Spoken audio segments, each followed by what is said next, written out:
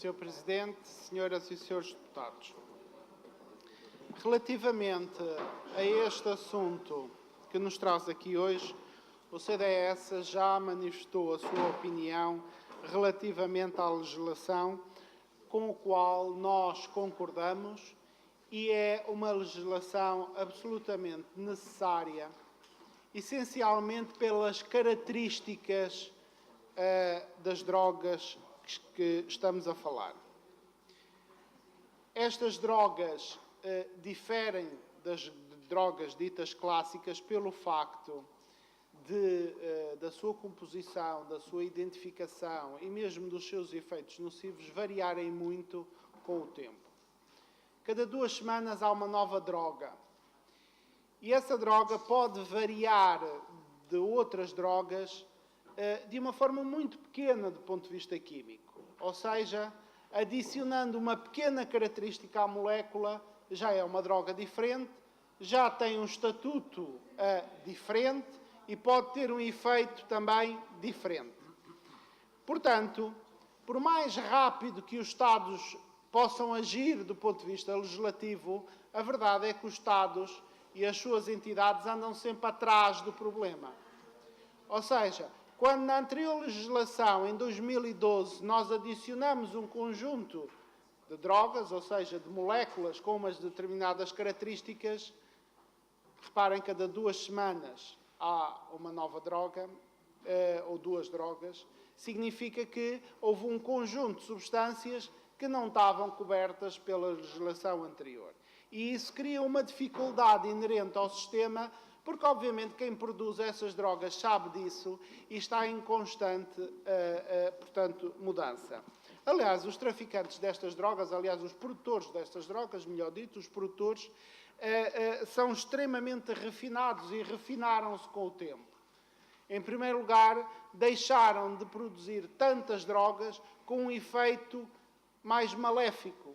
Tornaram a produzir drogas cujo efeito psicológico é favorável para quem o consome do ponto de vista psicológico, mas tem menos efeitos deletérios a longo prazo, o que faz com que estas drogas passem mais desapercebidas e as pessoas que as consomem não manifestam tanto os sintomas dessa doença.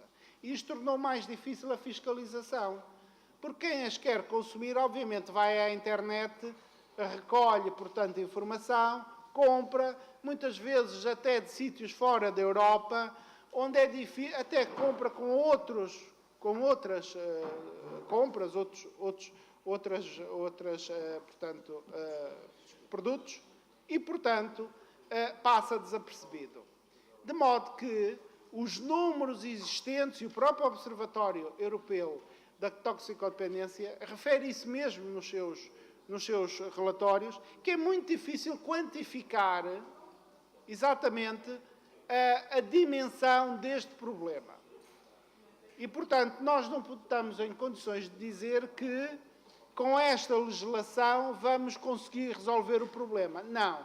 Com esta legislação vamos conseguir, durante um certo problema, durante um certo tempo, adaptar a nossa fiscalização e, no fundo, pôr o jugo da lei perante as substâncias que são identificadas na lei, mas, passado algum tempo, isto tudo vai mudando.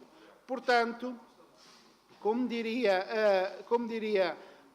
um investigador nesta área, isto é uma never-ending story, ou seja, nós vamos sempre atrás dos acontecimentos porque está tudo em mutação. Obviamente, quando avaliamos esta situação, nós não nos podemos, e com base nestas limitações, não nos podemos cingir à parte legislativa, nem à parte da fiscalização. Temos que pôr um pendor muito importante na prevenção. Mas antes de falar da prevenção, gostaria de fazer aqui ou dar aqui no fundo a opinião, que é a opinião do CDS, que nós entendemos que todas essas drogas com efeitos nefastos e cuja legislação proíbe o seu consumo, devem ser reprimidas, o seu consumo deve ser reprimido. porque se aumentarmos ou propiciarmos o consumo destas drogas, que, repito, que têm um efeito manifestamente mau, devem ser reprimidas, porque senão estamos a instigar o consumo. A questão que aqui se coloca é qual é o limite do qual consideramos uma droga cujos efeitos são eminentemente deletérios ou não. Isso é uma situação que coloca e aqui, obviamente, podemos divergir. Gostaria de dizer, relativamente à prevenção, que é com pena que talvez no passado tenhamos tido mais iniciativas de prevenção, nomeadamente no campo escolar, do que temos hoje em dia. Se falarmos com os professores, e penso que todos nós falamos, se falarmos com os encarregados de educação, vemos que o pendor da prevenção ativa da toxicodependência, neste momento, não é muito relevante e, infelizmente, constatamos isso. E talvez esteja na altura de mudar um bocadinho o paradigma conforme nós abordamos esta questão, de passar do pendor legislativo, do pendor fiscalizador, para a prevenção destas situações. Tanto mais que estamos a falar de situações em que os novos consumos, obviamente, são feitos por adolescentes. A experiência surge durante a adolescência e a idade de adulto jovem e, portanto, muitas vezes as situações de personalidade e mesmo os condicionalismos sociais dificultam a rejeição destas drogas. Portanto, gostaria que esse pendor da prevenção voltasse a fazer parte do léxico governativo, nomeadamente das entidades responsáveis do IA-Saúde, mas também da Secretaria de Educação.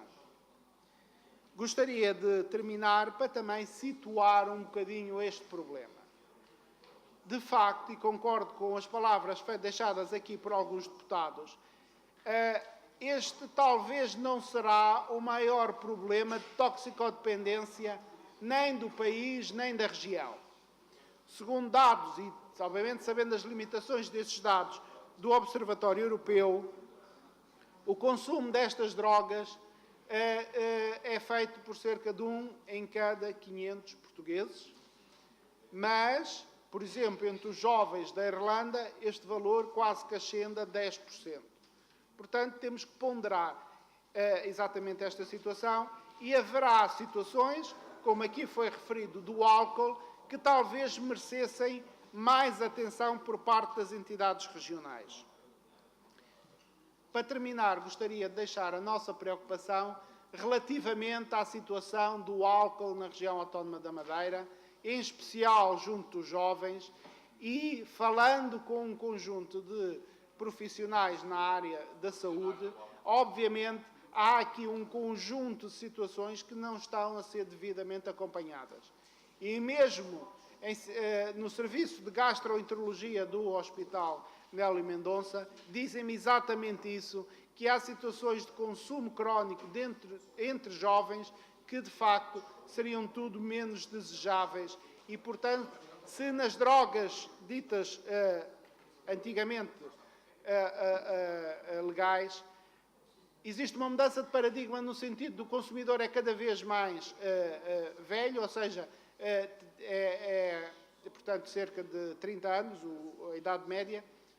Em relação ao álcool, está a mudar esse paradigma e são cada vez mais entre os jovens aqueles que abusam, pelo menos com consequências pessoais extremamente nefastas.